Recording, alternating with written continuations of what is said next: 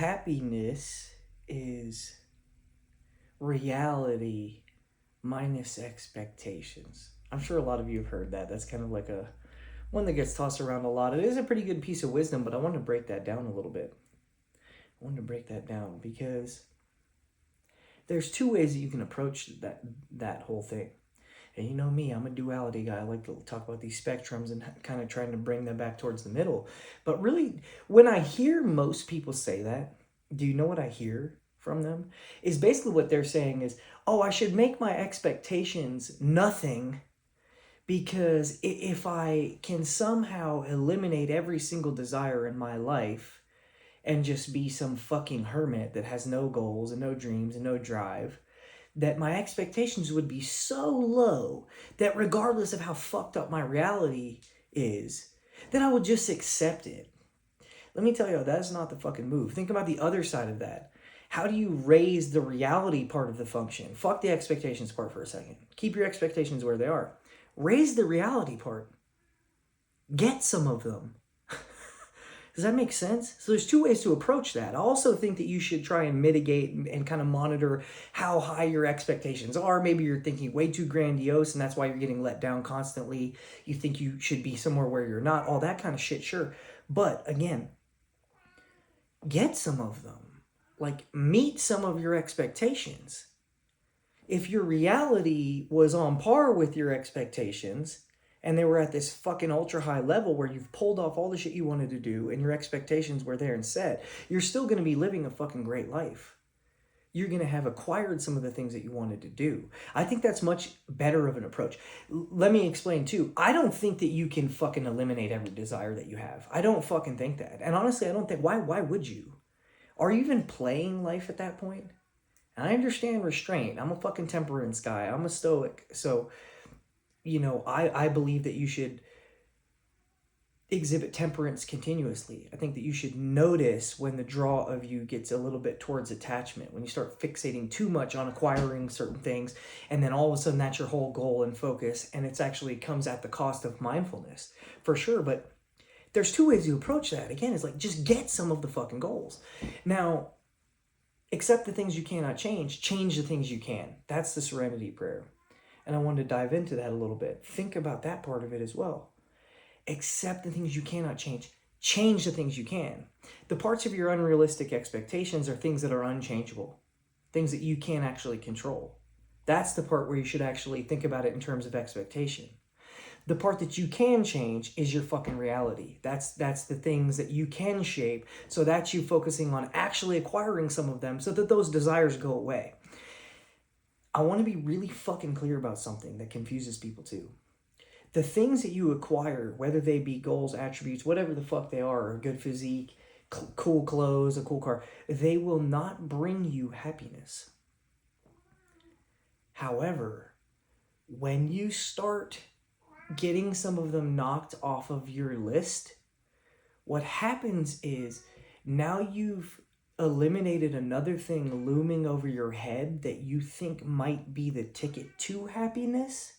So that's hanging out in the back of your head, thinking that that still might be the thing, and that's why I'm not happy now. When you get those things, when you get these little level ups and these like new plateaus, like these new levels that you get to, you realize that nothing changed other than the internal attributes that are directly related to the work that it took you to get there. When you get a lot of those done, what happens is you're almost at a point of peace. You go, oh, I get it now. The house and the car and the money and the stuff like that won't bring me happiness. But now I know that because I've acquired them. Whereas people at a very low level, they're constantly thinking that that might be the issue. Oh, well, the issue with my happiness is like, I don't have enough money.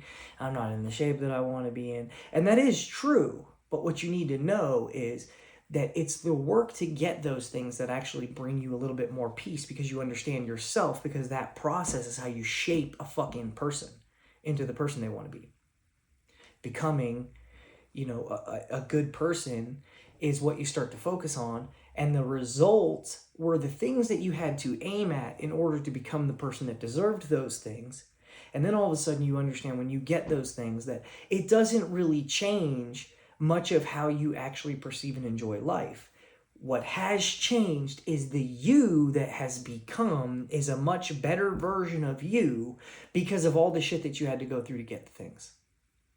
So we've gotten that a little bit backwards. There's kind of a shaming point on materialism.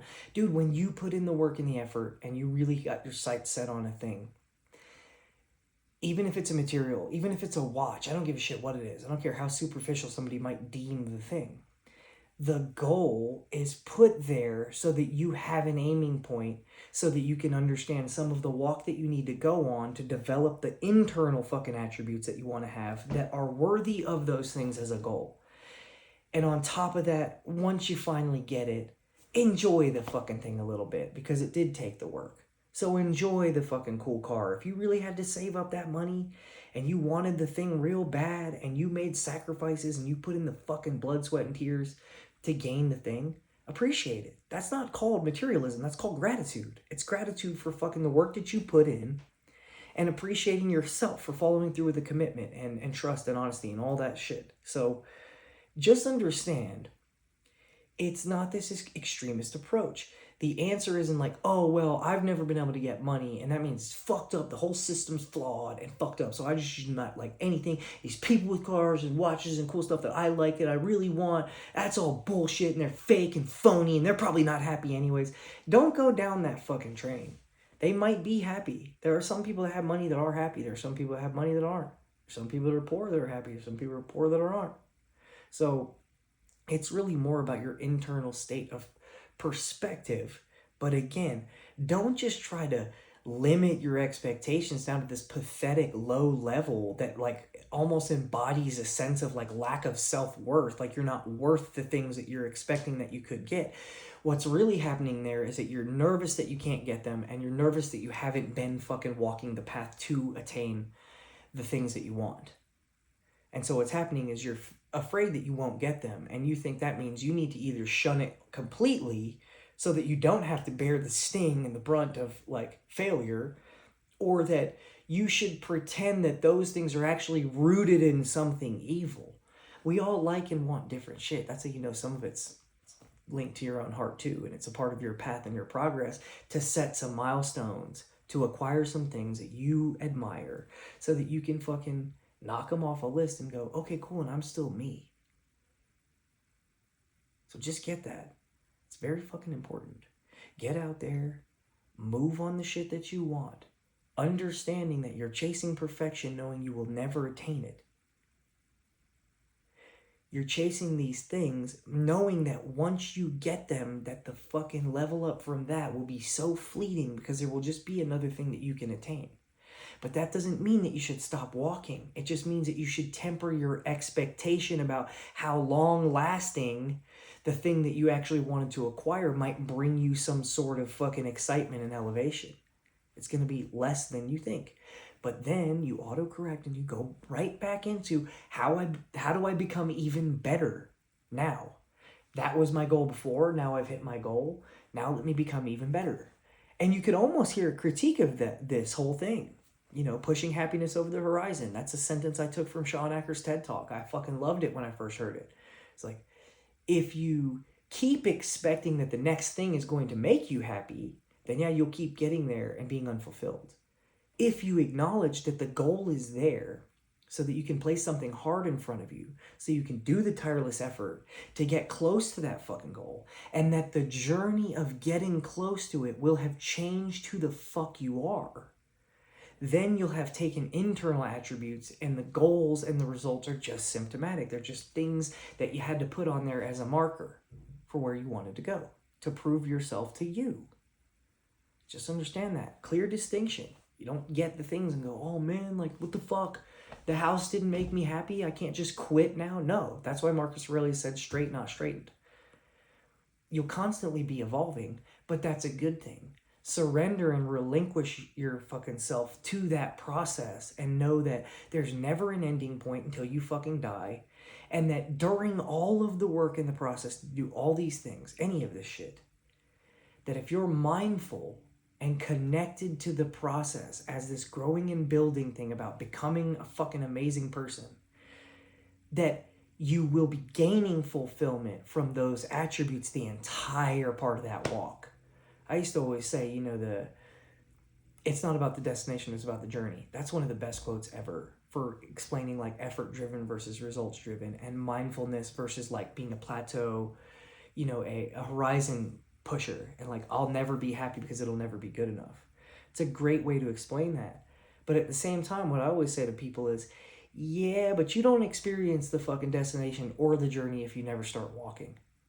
So think about that. It's like, don't shun the destination so much that you also don't go on the journey because you've only heard that one part of that fucking sentence and that amazing gem of a quote. You haven't analyzed both of them.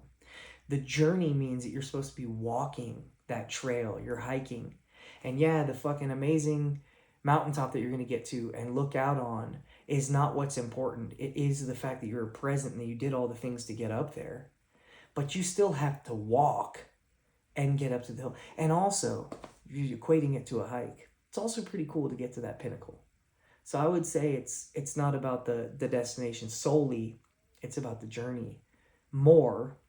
But I think it's about the destination a little bit too, and I think that that's fine. I think we're so rooted in extremism that we're going on both sides again. I think that you should appreciate the entire hike and the walk, and it's hard to get up to that mountaintop.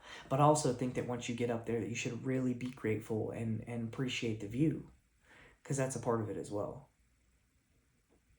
Keep grinding. Keep grinding and fucking killing it. Y'all are amazing. The beauty's already out there. The beauty's all around you. You guys are just fucking not looking at the shit. I had the most amazing day today, and all I really did was run around with a fucking weighted pack and then go to my restaurant and hand out a bunch of food to people for Thanksgiving. That's all I did, and it was fucking, all of it was beautiful. Waking up with my kid was beautiful. I like the drive in the car at 5 a.m. this morning I took from my folks' house. I stayed at my parents' house. It was beautiful too. So just remember, the beauty and the magic are all around you. You just got to see that shit.